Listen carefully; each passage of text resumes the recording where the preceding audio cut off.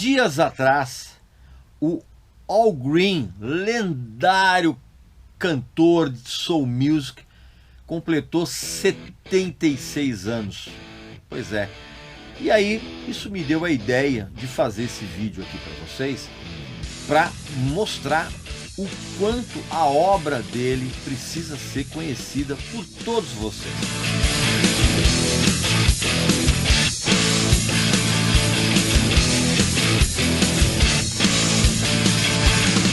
Nunca eu li até hoje uma autobiografia de um mito do jazz tão extraordinária quanto essa autobiografia do Miles Davis.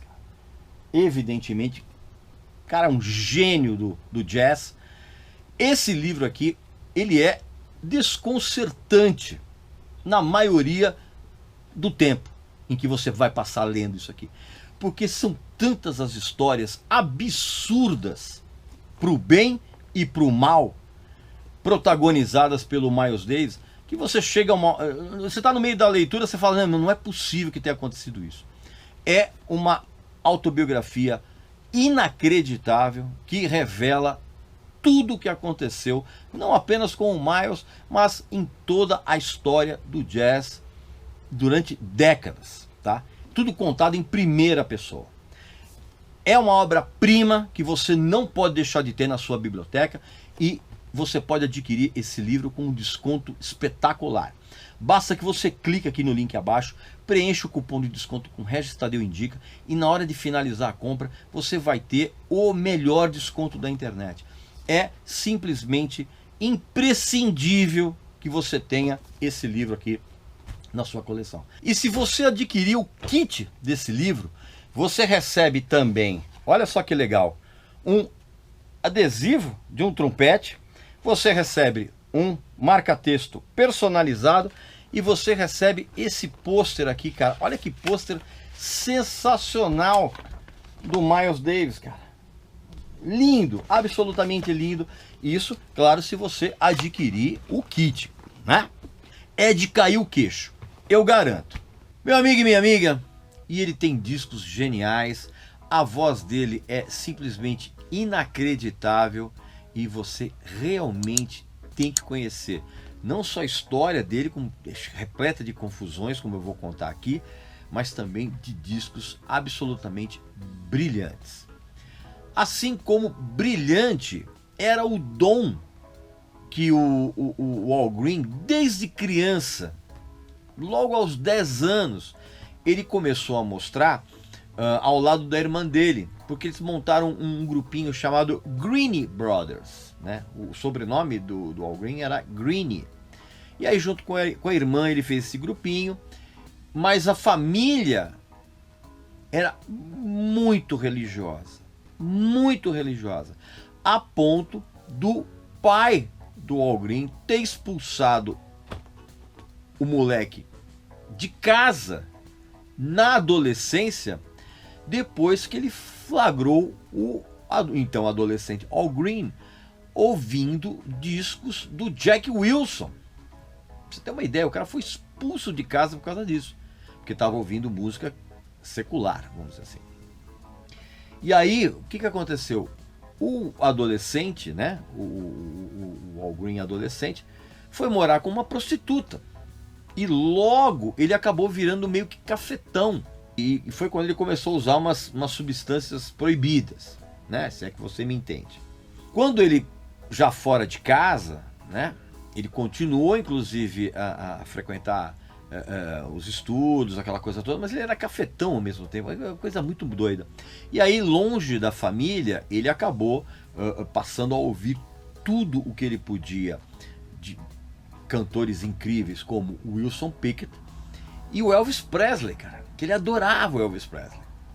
E aí ele mantinha a conexão religiosa dele ouvindo todas as músicas que ele podia da grande cantora Mahalia Jackson. E aí na época de faculdade, que ele conseguia se manter com a grana que ele ganhava como cafetão, que doideira isso, ele montou um grupo chamado Al Green and the Creations, tá? Com dois amigos dele, um cara chamado Curtis Rogers e o outro chamado Palmer James. Esses dois amigos do Al Green montaram um pequeno selo independente na época, chamado Hotline Music Journal, por onde eles lançaram um compacto em 1968 com a música Backup Train, né? Já com o nome de Al Green and the Soulmates, que é esse compacto que você está vendo aqui.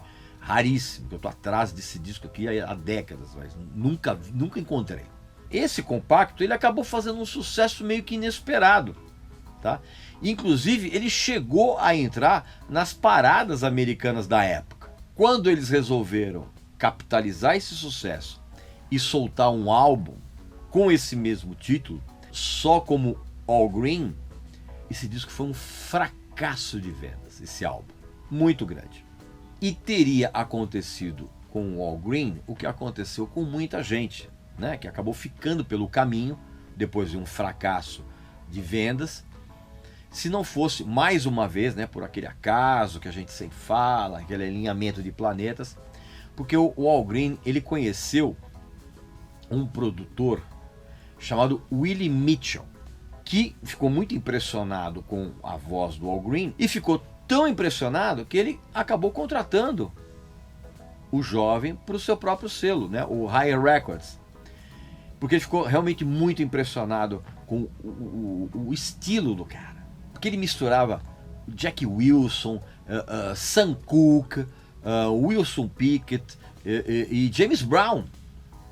E esse produtor, o Mitchell, ele resolveu lapidar o Al Green e acabou se tornando uma espécie de guru, não, uma espécie de mentor dele. E aí tiraram a letra E do sobrenome dele, a final, e ele ficou Al Green, né? E então, por essa Hi Records, ele lançou um disco excepcional, que é esse aqui, ó, Green is Blues.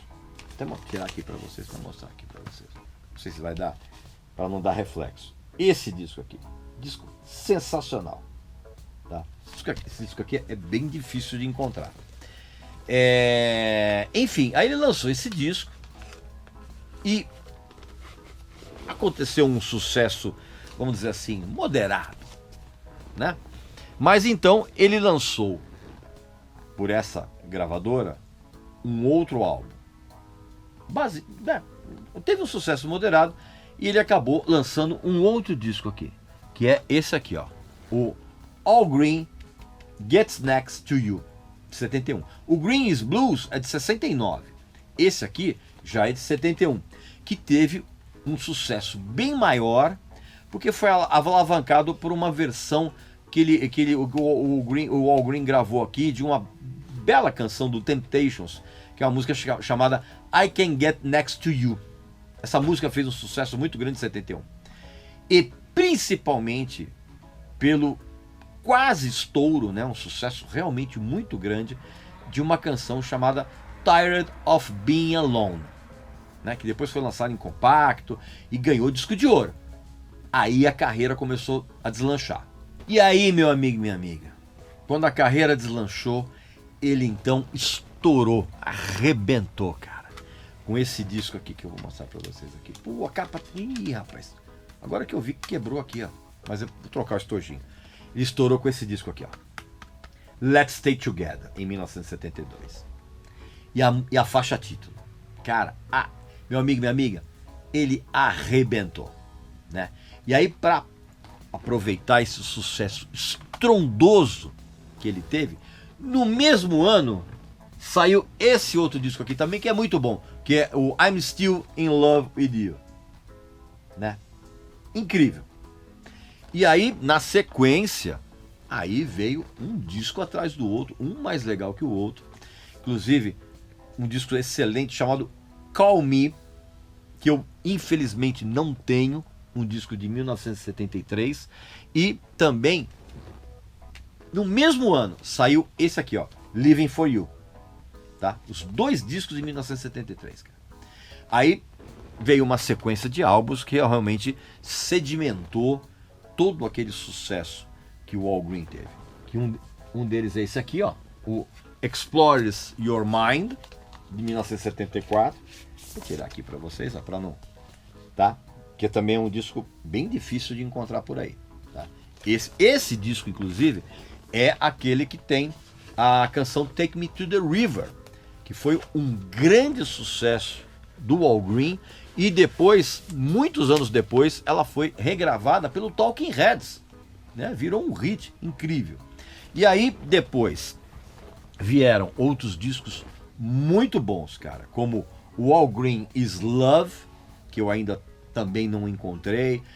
Sempre quando eu vejo esse disco, nas raras vezes que eu vejo esse disco não está em bom estado, mas é um disco incrível, ainda vou conseguir encontrar esse disco, que é o Al Green Is Love, de 75. Aí tem esse também que é bem legal, que é o Full of Fire, que é de 1976, tá? Que é um descasso, né? Vou tirar aqui para não dar reflexo aqui, né? Aqui, ó. Essa edição importada original. Aliás, esses discos que eu mostrei aqui, todos são as suas edições em vinil, são as edições originais. Em vinil da época, né? E depois os discos que saíram, acabaram saindo em CD. E aí teve então esse Full of Fire, e tem também um outro chamado Having a Good Time, que eu também ainda não encontrei. Tanto o Full of Fire quanto o Having a Good Time saíram em 1976. E ele tinha essa coisa de lançar 2 discos no mesmo ano. Isso é uma coisa que absolutamente hoje é impensável, mas assim, naquela época não era tão raro assim. E aí, meu amigo e minha amiga, foi nessa época que começaram a acontecer umas confusões horrorosas na vida do Al Green. A barra dele começou a sujar quando ele foi, em 1974, ele foi processado pela secretária dele por conta de agressões.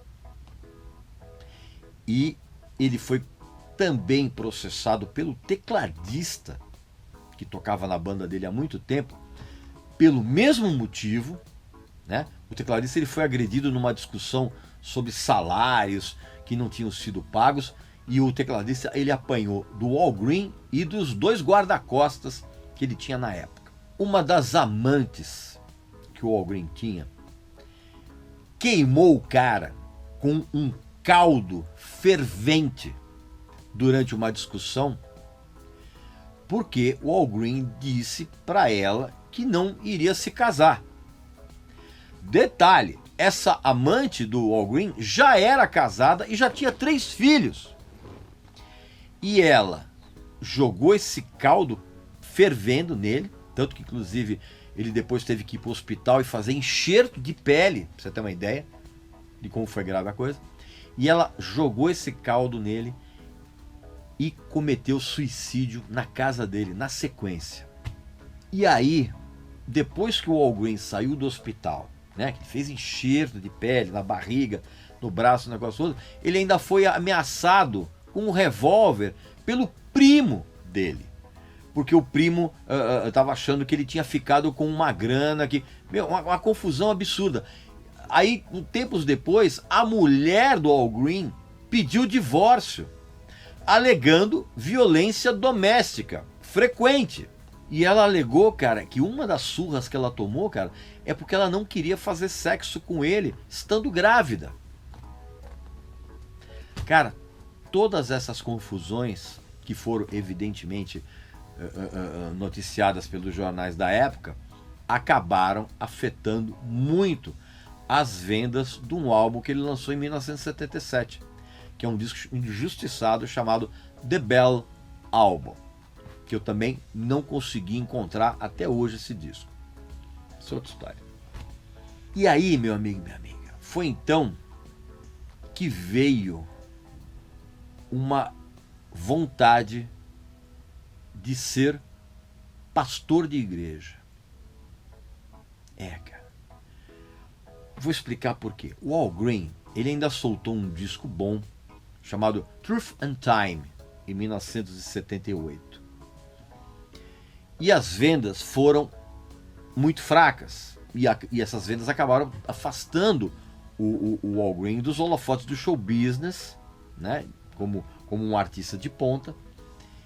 E aí, o que aconteceu, cara? Tava rolando toda essa confusão e ele ainda estava fazendo um show em Cincinnati. E ele caiu do palco, cara. E ele se machucou feio.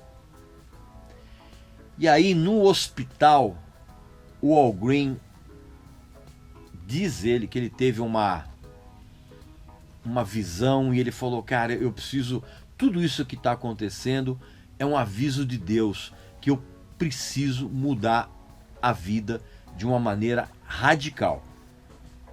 E foi o que ele fez. Ele estudou e se tornou pastor de uma igreja. E o Al Green passou a década de 80 inteira gravando discos gospel. Discos bem legais, discos muito raros. Eu sinceramente, eu nunca peguei na mão nenhum desses discos dos anos 80. Discos não chegaram aqui, nunca vi importado aí nas feiras que eu frequentava. E também, cara, ninguém deu bola para esses discos fora do meio religioso, né? Ninguém ouviu, ninguém prestou atenção, nada. E isso durou mais ou menos até 1989, né? Quando ele começou a gravar esporadicamente algumas músicas para trilhas de filmes, de cinema, até que ele voltou definitivamente a gravar música para o mercado secular, quando ele lançou esse disco aqui, que é muito bom, cara, em 93, chamado Don't Look Back, tá? Vou até tirar daqui para não... Aqui, ó, tirar da capa para não dar reflexo. Esse disco aqui, muito bom. E aí, o que acontece? Aí, esse disco começou a vender bem, né? Porque as novas gerações descobriram o quanto ele era um cantor absolutamente genial. Esse disco aqui vendeu bem, foi sucesso de crítica. E aí ele voltou a gravar discos muito legais na sequência, como por exemplo, tem um que eu não consegui encontrar ainda, chamado Your Heart's in Good Hands, que é um disco de 1995. E aí depois ele lançou esse aqui, ó, que é o I Can't Stop, tá? De 2003. Teve também esse Everything Is Okay, tá? Que é de 2005. E tem o Lay It Down, que é de 2008. São discos realmente muito, muito, muito bons. Eu ainda não li uma autobiografia que ele lançou, não saiu aqui no Brasil, infelizmente, mas saiu lá fora, acho que no ano 2000, chamada Take Me to the River, que dizem que é excelente. Para terminar, eu indico esse disco aqui também, cara. Esse disco, na verdade, ele saiu no Brasil, mas ele também não é lá muito fácil de encontrar, mas é muito legal porque tem umas gravações raras, assim, coisas que não saíram, e é uma coletânea que vai de 1968 a 1976, ó, que é muito legal, que eu recomendo também. Então, meu amigo e minha amiga, aproveitando que o Al Green completou 76 anos de vida, tá com uma né, vida mudada, eu resolvi fazer esse vídeo e espero que você, se você não conhece o Al Green, vai atrás dos discos dele, que são absolutamente sensacionais. Todos esses discos aqui que eu mostrei para você, são discos muito bons. Tá legal? Então, um abraço, saúde para você, para sua família, para seus amigos. Até a próxima.